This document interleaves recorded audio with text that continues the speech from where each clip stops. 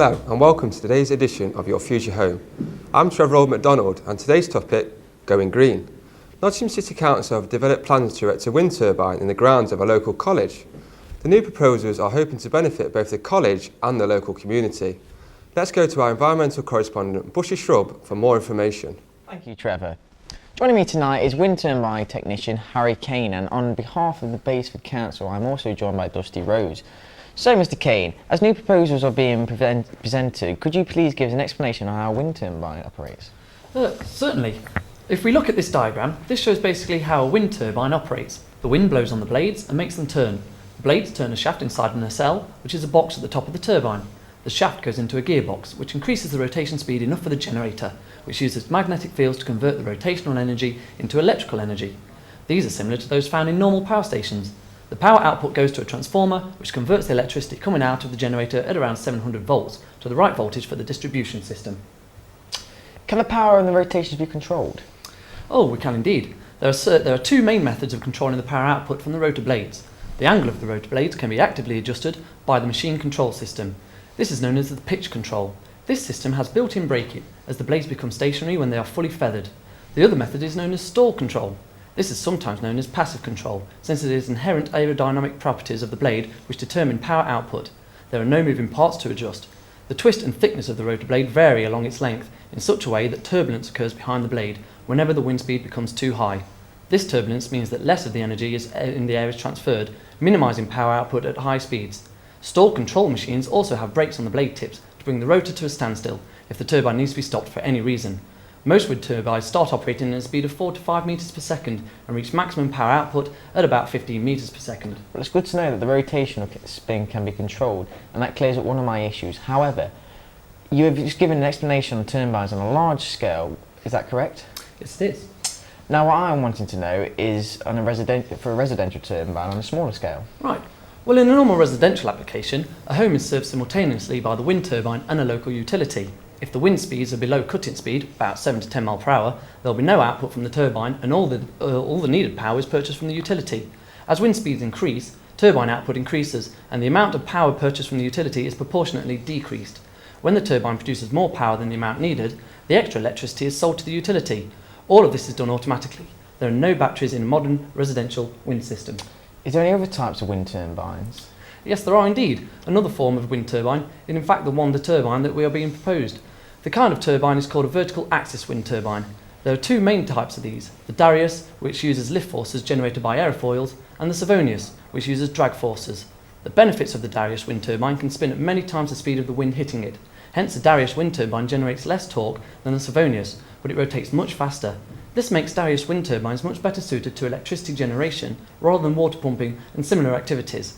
The centrifugal forces generated by a Darius turbine are very large and act on the turbine blades, which therefore have to be very strong. However, the forces on the bearings in the generator are usually lower than are the case with the Savonius. The Savonius vertical axis wind turbine is less favoured, as it doesn't produce enough output in low winds. Very interesting stuff. We'll come back to you later on. Now, joining me is representative from Council, Dusty Rose. Welcome, Dusty. It's a pleasure to be here. The plan of the project has been around a long time and is still trying to be passed. Please tell me how has this project come about? Well, the government has brought in huge targets for councils to meet in the years to come regarding CO2 emissions. The UK is also currently committed to cutting carbon emissions by 12.5% from year 1990 to the year 2012 under the Kyoto Protocol, a legally binding contract. So, for early indications suggest that the UK, along with Sweden, are on a track to meet this reduction in CO2 levels, and internally, the UK's target is to lower CO2 levels by an ambitious 20%. This has sparked our council to make big edgeways to come up with schemes to adopt green ways of producing energy for surrounding communities. And these ways these produce the wind farm in the backyard of our community. In relation to the site, where would the wind turbines be situated? There's a field that is situated just behind the college itself. Our plan is to put a vertical axis wind turbine in the area of the field to produce electricity for the surrounding community. This reasoning for this is the overall they are more quiet and will therefore cause little distress to those living nearby. So what are the main benefits for the community for this project going to bring? In addition to environmental and the energy gain, the most obvious benefits to the community are both ethical and economic. Although there is a widespread acceptance of the advantages of the desirability of renewable energy, especially when it comes to wind turbines, there are often reluctances to actually host them. engaging the local community and offering tangible benefits clearly as profile ethical development.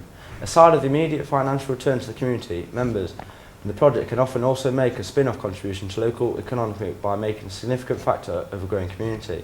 There can also be less immediate seen benefits that result from heightened awareness that a scheme inevitably generates, which frequently forms a catalyst for other developments in the local area, which in all probability would not otherwise have happened. The presence of the wind turbines often helps promote wider discussions with the community over issues of energy, sustainability and the environment, acting as a springboard for further community projects and related topics. From energy efficiency, the better facilities for recycling in addition, any school in the area such as the college, a wind project on the doorstep can be evaluated, teaching resource, and provide useful educational support on green issues. With the UK being home to around 40% of the Europe's fine wind sources, wind turbines have an obvious place in the attempt to increase Britain's renewable energy usage. Massive wind farm developments have proven continuous, but the rising popularity and obvious benefits of community projects are changing many of the negative perceptions about wind power. For any community minded to go down this route, there are constantly benefits of the land. Very good benefits to the community, but what people want to know is the money. What will it save them? Well, savings will vary depending on the size of the wind turbine and how many they are bought, but the wind turbines typically lowers your electricity bill by anywhere from 50 to 90%. It's not uncommon for the wind turbine users at Total Electric Forms have monthly bills of £8 to £15 for 9 months of the year. The amount of money a small wind turbine saves you in the long run will depend upon its cost, the amount of electricity used, the average wind speed at the site and other factors. That's another thing. How do you know there's going to be a significant wind within the area to produce the energy? We've run tests within the area and come to a conclusion that this is the best possible site within the area of the community to place this wind turbine. If you see the electronic survey, you will see where it will be situated on the site. Have you had any objections to the project? We have had many objections from all parts of the community. Firstly, there was objections from homeowners who would benefit from the project. They had the issue of the look of the wind turbine, how it could make the landscape look. However, after community meeting and by starting benefits that have explained how finally they've come to agreement. Dusty, thank you very much for your time. Back to Harry. What kind of energy can these wind turbines produce? Well, the output of a wind turbine depends on the turbine size and the wind speed through the rotor. Wind turbines being manufactured now have power ratings ranging from 250 watts to 5 megawatts. A 10 kilowatt wind turbine can generate about 10,000 kilowatt hours annually at a site with wind speeds averaging 12 miles per hour, or about enough to power a typical household. A 5 megawatt turbine can produce more than 15 million kilowatt hours in a year, enough to power more than 1,400 households. The average UK household consumes about 10,000 kilowatt hours of electricity each year. What are the advantages of using wind turbines in the community and other schemes? Well, for one, wind power is a clean, renewable source of energy, which produces no carbon dioxide emissions or waste products, bringing the project in line with the government's policy on CO2 emissions and helping the government reach the Kyoto Agreement. On any scale, electricity can be fed directly into the distribution network, reducing electricity distribution and transmission losses. By contrast, electricity from larger power stations has to be transmitted on high voltage power lines and travel long distances before it gets to the point of use. Wind energy is low risk. The relatively small unit size of each individual wind turbine also reduces the risk of technical failure or industrial action compared with larger generating units, which minimises the risk of power cuts. Wind energy encourages energy diversity. It is sensible for any nation to have a balanced portfolio of energy technologies, rather than to rely heavily on a small number of energy sources in case of shortage of fuel availability. Expanding the use of wind energy will increase energy diversity and improve the security of electricity supply. They don't have the security pollution problems many people associate with nuclear power, where precautions have to be taken to ensure no radiation is leaked. The land beneath can usually still be used for other activities and requirements of the landowner, for example agriculture. Any electricity that is produced by the wind turbines and isn't used in the community can be sold to energy companies, helping to reduce running costs of the wind turbine. What are the disadvantages of wind turbines? The main disadvantage of wind power is that the wind is not constant, meaning the electricity production and variable can be nil, although modern wind turbines can produce power even when there is little wind.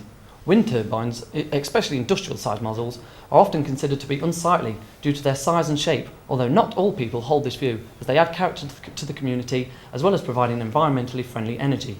Large wind turbines in particular can be noisy, although this has improved, and the model we are proposing to use, the vertical axis turbine, which is a breakthrough in wind technology as it produces very little noise.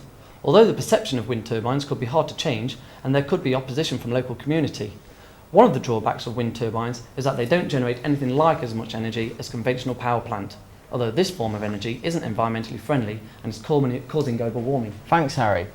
In this interview, we've heard about the proposal of the Basford College to have a wind turbine installed for the benefit of the community. The benefits include offering cheap, clean and renewable source of energy to life of the community, as well as giving the community something to be proud of. We leave it up to you, Basford community, to decide on whether installing a wind turbine is for you. Back to Trevor at the news desk. Thanks, Bushy. Hope that's got everyone's head at home spinning. And all left for me to say is thank you for watching today's edition of Your Future Home, and we hope to see you again tomorrow. Goodbye.